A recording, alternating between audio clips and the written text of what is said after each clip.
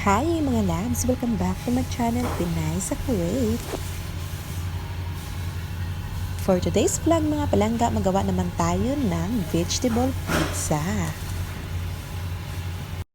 So ayun na mga palangga, pinagsama-sama ko na nga pala lahat ng ingredients dyan ng dough. At mamasahin lang natin ito sa ating mixing machine.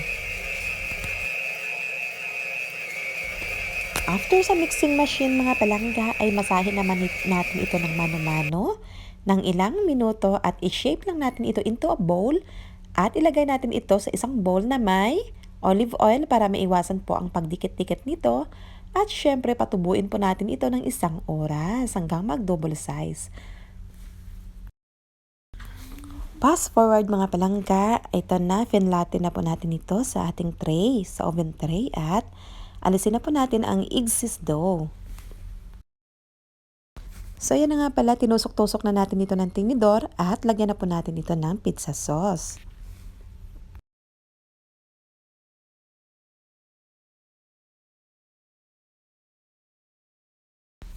And then maglalagay po tayo dito ng first layer of mozzarella cheese.